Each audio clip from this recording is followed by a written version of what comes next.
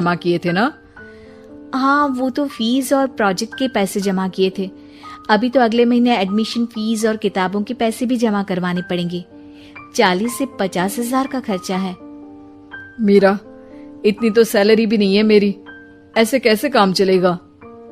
तो मैं क्या करूं? बच्चे को सरकारी स्कूल में डाल दूं?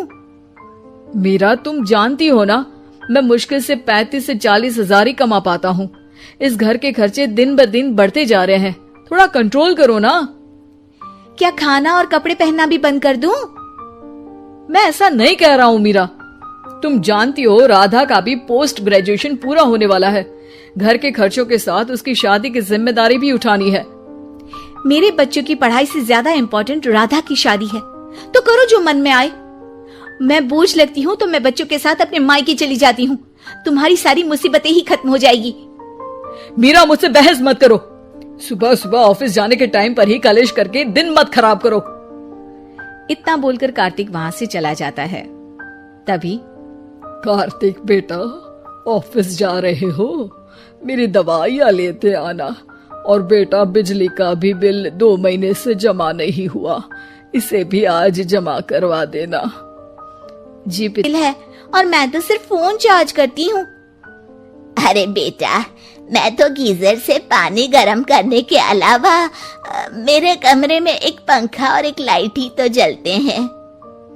मीरा, तो फिर इतना बिल कैसे आया? हाँ, सारा इल्जाम मेरे पर ही लगा दो ना। भाभी, आप भी तो एसी चलाती हो, उससे भी बिजली का बिल बहुत ज्यादा आता है ना। एसी मेरे मायके से आई है और वो भी अब सबकी आंखों में खटकने लगी है। मीरा, अपना मुंह बंद करो और आज के बाद तुम एसी नहीं चलाओगी। माँ, आप भी अपना पानी धूप में गर्म करके नहाया करो। कार्तिक ये कहकर घर से ऑफिस के लिए निकल गया। घर से कुछ आगे जाते ही उसकी गाड़ी पंचर हो गई। कार्तिक को पंचर बनवाकर ऑफिस पहुंचने में लेट हो गया। बॉस ने कार्तिक को अपनी कैबिन में बुलाया। may I come in, सर? Come in. बहुत लेट हो तुम। सॉरी सर, कुछ प्रॉब्लम्स की वजह से लेट हो गया। मुझे कुछ नहीं सुनना। तुम्हारा टारगेट कंप्लीट हुआ? नो सर, अभी बाकी है। क्यों? सर, मार्केट में बहुत रिसेशन चल रहा है, बिजनेस कहीं से मिल नहीं पा रहा। मैं अपनी तरफ से पूरी कोशिश कर रहा हूँ सर। मुझे तुम्हारी कोशिश नहीं चाहिए, मुझे बिजनेस चाहिए। अगर तुमसे नहीं हो पा रहा है तो तुम रिजाइन कर सकते हो। नहीं सर, मुझे इस नौकरी की बहुत जरूरत है। मैं अपनी फैमिली का सिंगल अर्निंग पर्सन हूँ। मेरी जॉब चली गई तो मेरी फैमिली प्रॉब्लम में आ जाएगी सर। इसका ख्याल तुम्हें रखना चाहिए। जाओ यहाँ से, और बिना बिजनेस लाए मुझे तुम अपना मुंह मत दिखाना। कार्तिक बिजनेस की तलाश में इधर से उधर कड़ी धूप में सारा दिन भटकता रहता है और थका हारा जब शाम को घर आया। बेटा, मेरी दवाई ले आए और बिजली का स्कूल में जमा करने वाले पैसे लेकर आए? अभी सैलरी नहीं आई है मेरा, और अकाउंट में ज्यादा पैसे भी नहीं बचे हैं। तो क्या बच्चों को स्कूल भेजना बंद कर दूं?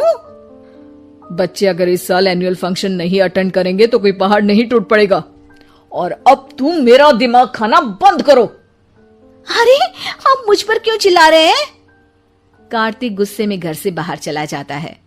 अब मीरा रोने लगती है। भाभी, आप रोइए मत, टेंशन लेने से कुछ नहीं होगा। पर राधा, घर के भी खर्चे हैं। कार्तिक के गुस्सा करने से घर के खर्चे नहीं पूरे होंगे। पर मीरा बेटा, लड़ाई करने से भी कोई समाधान नहीं मिलेगा, उल्टा घर का माहौल ही खराब होगा। पर मुझे लगता है हमें भी घर के खर्चों में हाथ बढ़ाना चाहिए। मुझे योगा सेंटर में जॉब का ऑफर मिला है, मैं कल से ही जॉब ज्वाइन कर लूंगी। वैसे तो मुझे भी सिलाई आती है, मैं भी लोगों के कपड़े सिलना शुरू कर देती हूँ। हाँ बेटा, मैं भी तुम्हारा घर के कामों में हाथ बटा दिया करूंगी और काज बटन लगाकर सिलाई करने में भी सहायता करूंगी। मीरा, मैं तुम्हारे बच्चों के साथ मोहल्ले के बच्चों को भी ट्यूशन पढ़ाऊंगा।